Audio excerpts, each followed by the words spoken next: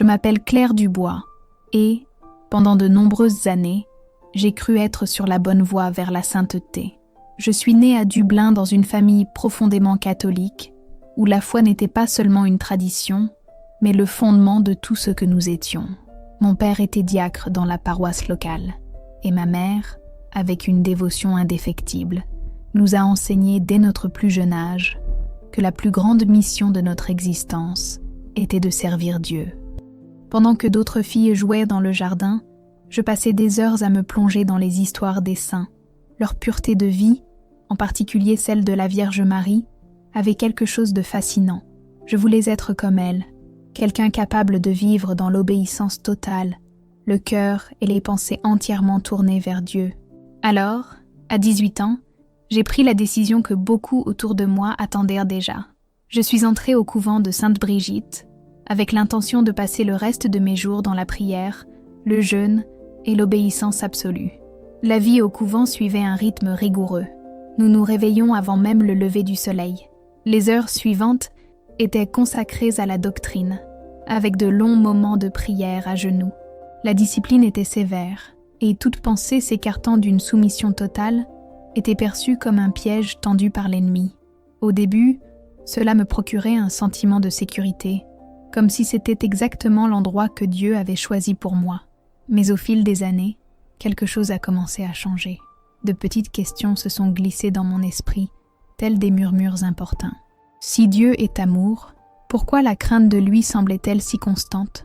Pourquoi certaines pratiques que nous suivions avec tant de ferveur ne trouvaient-elles aucun appui dans les Écritures ? Pourquoi le fardeau de la religion semblait-il si lourd, alors que Jésus lui-même avait promis un joug facile ? Chaque fois que ces questions me hantaient, je les repoussais de toutes mes forces. Je me persuade qu'il s'agissait de tests, d'épreuves destinées à renforcer ma foi, jusqu'à cette nuit-là. Le couvent était plongé dans un silence absolu. Les autres sœurs avaient déjà regagné leurs cellules, mais je restais agenouillée devant l'autel, la poitrine serrée. Le regard serein de la statue de la Vierge semblait m'observer avec une tranquillité lointaine, tandis que les flammes des bougies vacillaient autour de moi. Je fermais les yeux et, dans une prière presque désespérée, demandais à Dieu de fortifier ma foi, de dissiper tout doute qui obscurcissait encore mon cœur. Mais quelque chose en moi le savait déjà. Cette prière n'était plus exaucée comme avant. Un étrange pincement envahit mon corps. Mes jambes étaient lourdes. Ma vision s'obscurcit et un intense vertige m'envahit. J'essayais de m'appuyer sur l'autel, mais avant même de comprendre ce qui se passait, je perdis conscience et fus projetée dans un vide profond. À mon réveil, je n'étais plus au couvent. Impossible de décrire précisément l'endroit où je me trouvais. Il y avait une lumière, mais pas une lumière ordinaire. Elle n'éblouissait pas, elle ne brûlait pas. C'était comme si elle était vivante, palpitante, chargée d'une présence qui emplissait tout autour d'elle. Mon corps était aussi léger que l'air, et pendant un bref instant, tout souvenir de qui j'étais disparut. Il n'y avait plus de peur, seulement une paix si intense qu'elle me dissipait presque complètement. Au loin, une silhouette marchait vers moi. Je n'avais pas besoin de demander qui c'était. Mon cœur le savait. C'était Jésus. Mais ce n'était pas l'image traditionnelle que je connaissais sur les tableaux ou les vitraux des églises. Elle n'était pas porteuse des froides représentations symboliques que j'avais vues toute ma vie. Elle était réelle, profondément réelle. Ses yeux transpercèrent mon âme avec une force indescriptible. C'était comme un fleuve de feu et, en même temps, un océan de compassion. Mes jambes cédèrent sous ma volonté, et je tombai à genoux devant lui. Non pas par désir, mais parce que me tenir devant lui me semblait impossible. Il m'a regardé d'une manière qui m'a fait sentir parfaitement connue, totalement exposée. Puis il a parlé. Lorsqu'il a prononcé mon nom, Catherine, quelque chose en moi a craqué. Ce n'était pas une voix audible comme on en a l'habitude. C'était une voix qui résonnait directement dans l'âme, douce et pourtant si puissante qu'elle semblait porter le poids de l'univers entier. Tout mon corps tremblait, mais ce n'était pas de peur, c'était d'émerveillement. C'était un émerveillement si profond que je me sentais minuscule devant une présence si pure. Et puis, tandis qu'il me fixait, ma vie s'est mise à défiler devant mes yeux. Non pas dans un tourbillon flou et onirique, mais avec une clarté douloureuse, comme si chaque instant se projetait devant moi avec des détails impossibles à ignorer. J'ai vu l'enfant que j'étais autrefois, agenouillé devant un autel, cherchant ardemment un moyen de lui plaire. J'ai vu la jeune femme qui, pleine d'espoir, est entrée au couvent pour se consacrer à lui, mais la vision ne s'est pas arrêtée là. Soudain, tout s'est effondré. J'ai vu mon existence d'une manière que je n'avais jamais vue auparavant.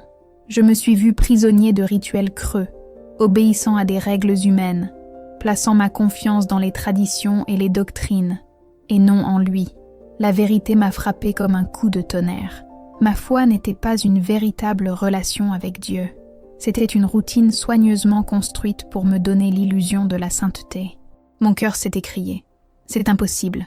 J'ai toujours tout fait pour toi. Je t'ai toujours aimé.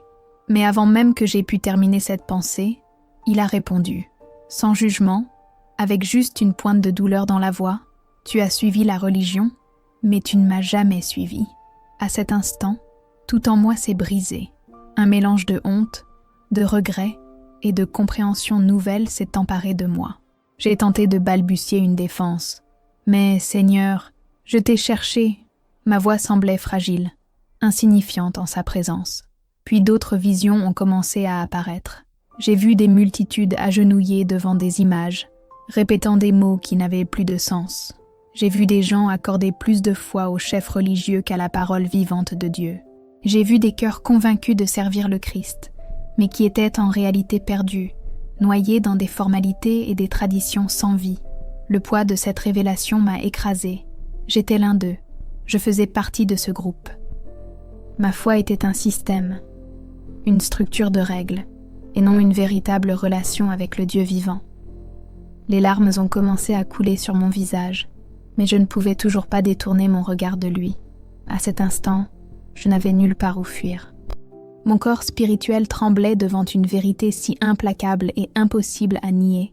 C'était comme si chaque couche de mon identité s'effritait, une à une, révélant tout ce que j'étais réellement derrière les apparences religieuses que je m'étais construite tout au long de ma vie. Au milieu de cette douleur dévastatrice, l'inévitable question surgit, s'échappant de mes lèvres comme un murmure empli de désespoir. Et maintenant, que faire ? La simple idée que toutes mes prières, chaque sacrifice, chaque jour passé au couvent et n'a pu être vain, était insupportable. Mon cœur se brisa à cette pensée. Pourtant, Jésus resta silencieux, un silence qui semblait contenir le poids des siècles. Dans ce vide de mots, il me permet de ressentir, avec toute l'intensité, la douleur d'avoir vécu une foi aveugle, une quête fondée sur les mérites et les règles, et non sur une véritable relation avec lui. J'avais toujours été si soucieux d'être digne, de suivre chaque précepte, chaque dogme, et je réalisais maintenant à quel point cela m'avait éloigné de l'essence même de ce qui comptait vraiment. Pendant des années, j'ai recherché la sainteté, mais sans en comprendre le véritable sens. Et puis, sa voix a brisé le silence. Ce n'était pas une réprimande sévère, mais un coup de tonnerre enveloppé de tendresse. Ce ne sont pas les règles qui te rapprochent de moi, c'est ton cœur. Ces paroles étaient comme un feu en moi. Chaque cellule de mon être semblait vibrer. Jamais auparavant je ne m'étais sentie aussi vulnérable, et pourtant aussi intensément aimée. Je me tournai vers lui, le suppliant, presque sans courage, de me donner plus de réponses. Je voulais qu'il me dise quoi faire, comment tout arranger, comment tout recommencer, mais au lieu d'un discours, il me tendit simplement la main. J'hésitais. Un tourbillon de culpabilité et de honte m'envahit. Je me sentais indigne de le toucher.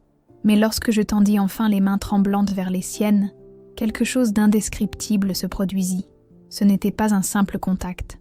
C'était comme si une gigantesque vague d'amour, plus puissante que toute force que j'avais jamais connue, déferla sur moi, balayant tous les doutes, toutes les peurs, tous les efforts humains que j'avais cru nécessaires pour mériter son amour. À cet instant, j'ai compris. La réponse ne résidait jamais dans les rituels, les traditions ou l'obéissance aveugle. Elle était toujours en lui seul. Autour de moi, tout a commencé à changer. La lumière est restée, mais en moi, une transformation profonde et rapide s'opérait.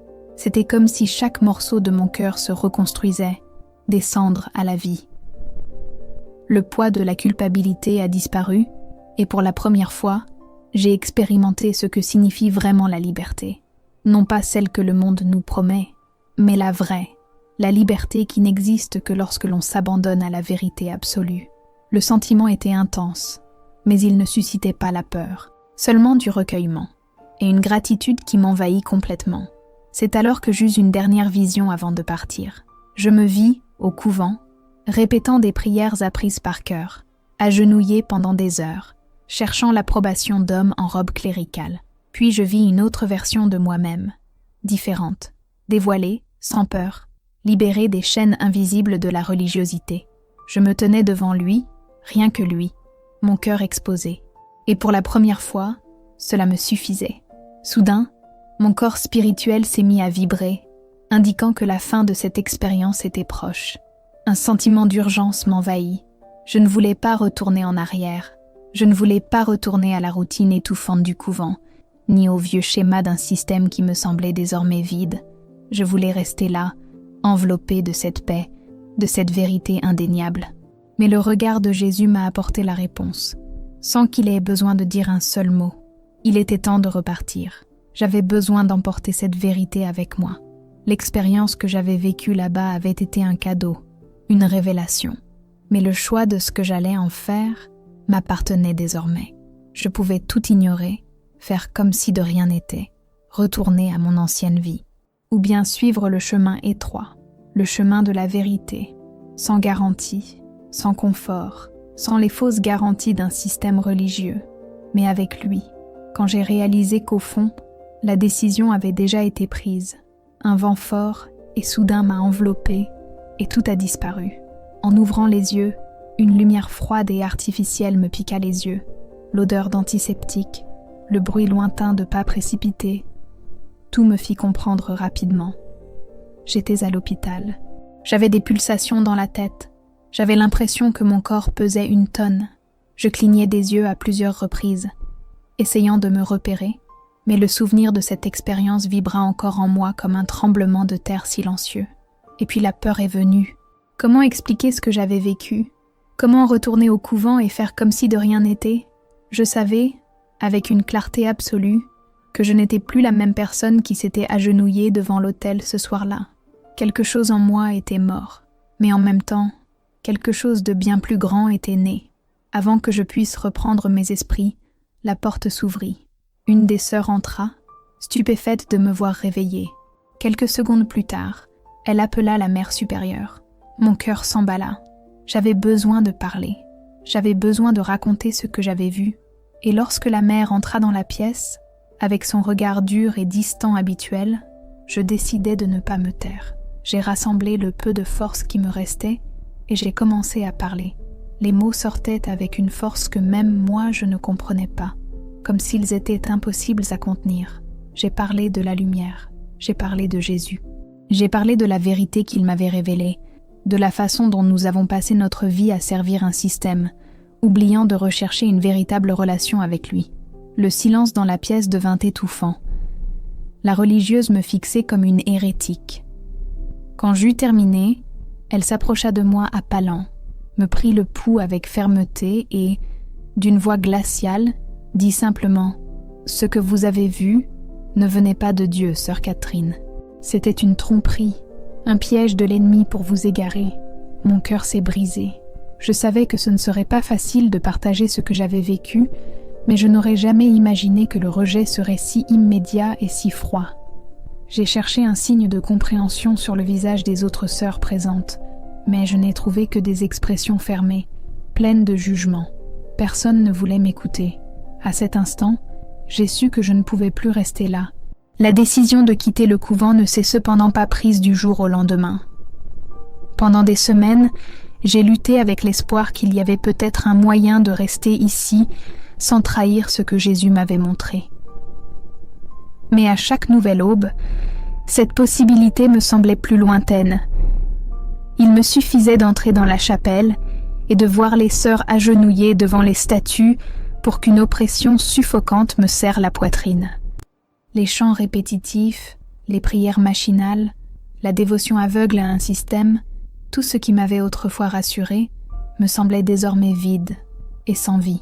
J'ai essayé de forcer des mots dans mes prières, mais rien n'en sortait. J'avais beau vouloir me convaincre qu'il y avait encore une place pour moi. La vérité hurlait en moi avec une force impossible à ignorer. Ce n'était plus ma place. Le moment décisif fut la confession. Je pénétrai dans cette cabine exiguë, m'agenouillai devant les barreaux et attendis la voix du prêtre. Lorsqu'il me demanda quel péché je devais confesser, mes pensées furent submergées par les visions que Jésus m'avait montrées. Je fermai les yeux et, dans le silence de mon cœur, je compris.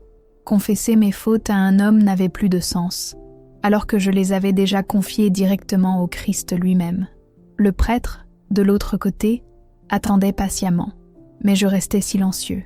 Après un long moment, je me levai sans dire un mot, et partis. Je ne reviens jamais. Quitter le couvent, c'était comme s'arracher une partie de moi. Des années de ma vie étaient derrière moi. Le monde au-delà de ces murs me semblait étrange, presque irréel. Je me souviens de cette première nuit où j'ai marché dans les rues de Dublin. Le vent froid me mordait le visage et une peur insoutenable m'envahissait. Que ferais-je? Où irais-je?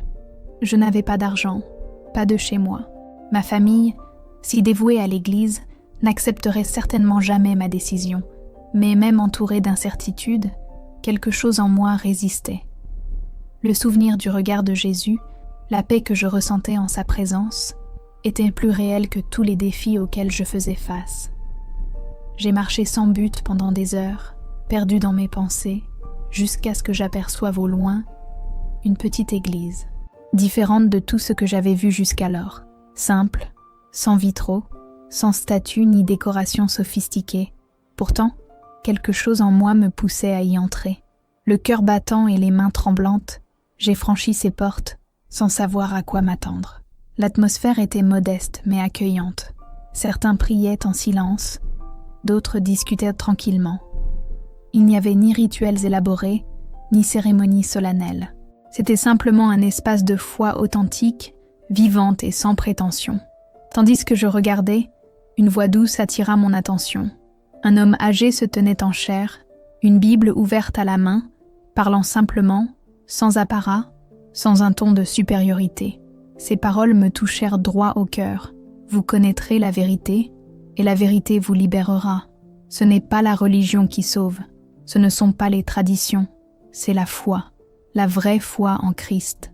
Tout mon corps tremblait. C'était comme si ces paroles étaient la suite directe de ce que Jésus m'avait déjà révélé. Mes genoux faiblissent. Je m'assis sur un banc en bois, le cœur battant.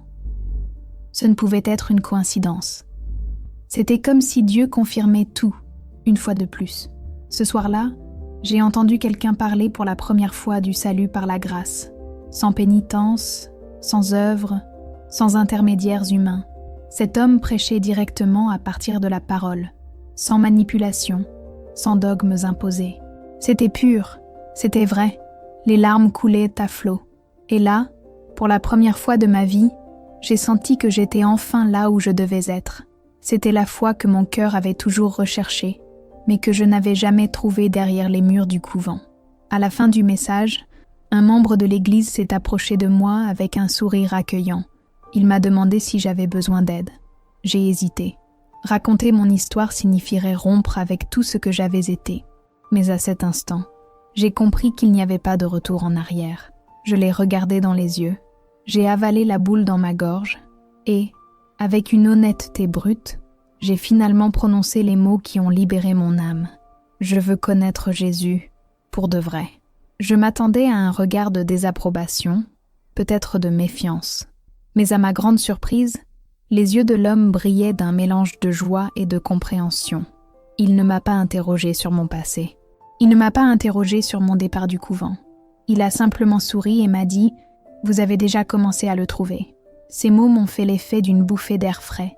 Toute ma vie, on m'avait appris que trouver Dieu exigeait des efforts, des sacrifices et des années d'obéissance aveugle. Mais là, assis sur un simple banc de bois, entouré d'inconnus qui aimaient Jésus si sincèrement, j'ai enfin compris la vérité. Il n'était jamais loin. Je regardais juste au mauvais endroit. J'ai pris une grande inspiration. J'ai senti le poids d'années de culpabilité et de peur s'alléger.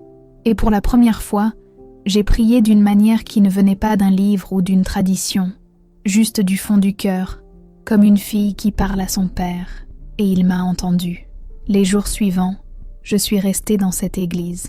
J'y ai été accueillie avec affection, comme si j'y avais toujours été. J'ai commencé à étudier la Bible avec une perspective totalement nouvelle. Sans les lentilles déformées que le couvent m'avait imposées, j'ai commencé à découvrir des vérités qui, en réalité, avaient toujours été là, mais que personne ne m'avait jamais révélées. J'ai découvert que le pardon et le salut ne venaient pas de mes œuvres, mais de la grâce. Que la foi n'était pas un fardeau, mais un don. Que Dieu ne recherchait pas de rituel, mais une véritable relation. Chaque verset semblait allumer une nouvelle lumière en moi, remplissant des espaces dont je ne savais même pas qu'ils étaient vides. Pourtant, la transition ne s'est pas faite sans douleur. Lorsque ma famille a appris ma décision de quitter le couvent, sa réaction a été dévastatrice. Mon frère a immédiatement coupé les ponts. Ma mère m'a accusée d'avoir trahi tout ce qu'elle m'avait enseigné. Et mon père, qui avait toujours été mon exemple de foi, m'a traité de trompée, de victime d'un esprit de tromperie. C'était douloureux. Mais malgré tout cela, je savais que je ne pouvais pas revenir en arrière. La vérité m'avait été révélée, et maintenant, je devais la vivre, coûte que coûte. Les nuits suivantes furent solitaires. Je n'avais plus de chez moi. J'ai passé des semaines à dormir dans une petite chambre que l'église m'avait fournie, essayant de recoller les morceaux de ma nouvelle vie. Tout ce que j'avais connu avait été arraché en quelques jours, mais le plus surprenant, c'est que même à ce moment-là, je ne me sentais pas vide. Au contraire, il y avait en moi une paix inexplicable. La certitude profonde que, pour la première fois, j'étais exactement là où je devais être. À chaque souvenir douloureux, je me raccrochais au regard de Jésus. Il connaissait chaque blessure, chaque doute, et pourtant, il m'avait choisi pour connaître la vérité. Au fil du temps, j'ai commencé à partager mon histoire. Au début, c'était difficile. Chaque mot me semblait lourd, comme si le revivre était un défi en soi. Mais petit à petit, j'ai réalisé quelque chose de surprenant. Les gens m'écoutaient. Certains se sont identifiés à moi. D'autres, surpris, ont dit n'avoir jamais envisagé la foi sous cet angle. Certains ont réagi avec hostilité, défendant la religion bec et ongle. Mais le plus impressionnant a été de constater que certaines de ces personnes ont commencé à s'interroger, à réfléchir et à chercher. Et c'est là que j'ai compris. C'était ma mission désormais. Je ne pouvais pas changer le passé, mais je pouvais utiliser chaque pas de mon chemin pour aider les autres à trouver la même vérité qui m'avait autrefois trouvée. Le chemin à parcourir ne serait pas facile, mais c'était le seul vrai chemin. Et même si cela impliquait des pertes, il serait avec moi, toujours. Même dans les moments de solitude, je savais que je ne serais plus jamais vraiment seule. Avec le temps, ma foi a mûri d'une manière que je n'aurais jamais pu imaginer. Je n'étais plus la jeune femme effrayée qui avait quitté le couvent sans savoir où aller. Maintenant, je connaissais mon but. J'ai voyagé dans différents endroits, visitant des petites églises et des communautés, partageant mon témoignage. J'ai raconté le jour où j'ai vu Jésus, ses paroles, et comment cette vérité a transformé ma vie. Chaque fois que je parlais, je sentais sa présence avec moi, guidant chaque phrase, touchant les cœurs ouverts à l'écoute. Toutes ces rencontres n'ont pas été faciles. J'ai souvent rencontré des résistances. Certains refusaient tout simplement d'écouter, prisonniers de dogmes appris depuis l'enfance, incapables de remettre en question ce qu'on leur avait toujours enseigné. Mais d'autres fois, j'ai vu des larmes monter dans les yeux. J'ai vu des vies bouleversées. J'ai vu des cœurs s'ouvrir, des gens qui, comme moi autrefois, étaient prisonniers d'un système religieux et qui commencèrent maintenant à comprendre qu'ils n'avaient pas besoin d'intermédiaires pour se rapprocher de Dieu. Ces moments m'ont donné la force de persévérer. Mais même avec cette nouvelle mission, le voyage n'était pas sans difficulté. La solitude refait surface de temps à autre. Les blessures émotionnelles mettent du temps à guérir. Ma famille continue de me considérer comme quelqu'un qui s'est égaré, mais en repensant à tout ce que j'ai vécu, je sais que la vraie foi ne se construit pas sur le confort ou l'approbation, mais sur la certitude de suivre le chemin de la vérité. Chaque jour passé avec Jésus m'a appris quelque chose de nouveau. Avec lui, j'ai appris que perdre tout ce que je considérais autrefois comme essentiel était en fait le plus grand gain de ma vie. Je n'échangerai la paix que j'ai aujourd'hui pour rien au monde. Aujourd'hui, ma mission est claire. Montrer aux gens que Dieu ne recherche pas la religiosité. Il veut des cœurs véritablement soumis. Et si je dois passer le reste de ma vie à raconter cette histoire, à affronter les critiques et le rejet, qu'il en soit ainsi. Car désormais, je sais que rien ni personne ne pourra effacer la vérité qu'il a gravée dans mon âme lors de cette nuit inoubliable. Je me suis souvent demandé, pourquoi moi ? Pourquoi Jésus a-t-il choisi de me révéler une vérité aussi profonde ? Pendant des années, je me suis vue comme une sœur parmi tant d'autres, suivant les mêmes pas, obéissant aux mêmes règles. Mais maintenant, je comprends qu'il m'a toujours appelée. Ces inquiétudes dans mon cœur, les doutes que je m'obstinerais à taire, les malaises que je tentais d'ignorer, tout cela faisait partie du processus. Je n'ai pas été choisie parce que j'étais meilleure ou plus digne. Je l'ai été parce que, sans même m'en rendre compte, je l'ai cherché de tout mon cœur. Et lui, avec sa grâce incommensurable, a répondu d'une manière qui a tout changé. Il n'est pas venu à moi par des doctrines ou des cérémonies. Il est venu lui-même, personnellement, directement dans mon cœur. Il m'a fallu un effondrement total pour enfin voir ce qui comptait vraiment. Aujourd'hui, avec le recul, je ne vois plus une histoire de perte, mais de libération. J'ai perdu ce que je croyais essentiel, ma position au sein de l'Église, ma réputation et même le soutien de ma famille. Mais j'ai gagné quelque chose d'infiniment plus grand, une relation vivante et authentique avec le Christ. Si je pouvais laisser un seul message à quiconque lit ou écoute cette histoire, ce serait celui-ci. Il ne s'agit pas de religion, il ne s'agit pas de tradition, il ne s'agit pas de suivre des règles imposées par les hommes. Il s'agit de connaître Jésus, pour de vrai. Il s'agit d'ouvrir votre cœur afin qu'il puisse vous révéler sa vérité, sans peur, sans chaîne, sans intermédiaire, parce qu'à la fin de tout cela, quand toute structure humaine s'effondrera, quand toutes les certitudes s'effondrent, quand tout ce qui semblait solide s'effondrera, seul lui restera. Et quand le jour viendra, quand je me tiendrai à nouveau devant lui, je sais qu'il n'y aura plus de doute, plus de douleur, plus de peur, juste la paix d'être enfin là où j'ai toujours été. Si cette histoire vous a touché d'une quelconque manière, j'aimerais vous demander, avez-vous déjà vécu une expérience qui a complètement changé votre vision de la foi ?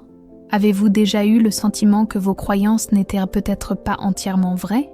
Si vous le souhaitez, partagez-la dans les commentaires. Je veux connaître votre histoire. Parlons-en. Et si vous souhaitez continuer à explorer des sujets aussi profonds, ne partez pas maintenant. Cliquez sur la vidéo suivante qui apparaît à l'écran. Je suis sûre qu'elle vous parlera autant que celle-ci. Ah, et avant d'oublier, abonnez-vous à la chaîne et activez la cloche. Cela nous permet de continuer à proposer du contenu qui éveille, confronte et transforme. Rendez-vous dans la prochaine vidéo. Que Dieu vous bénisse.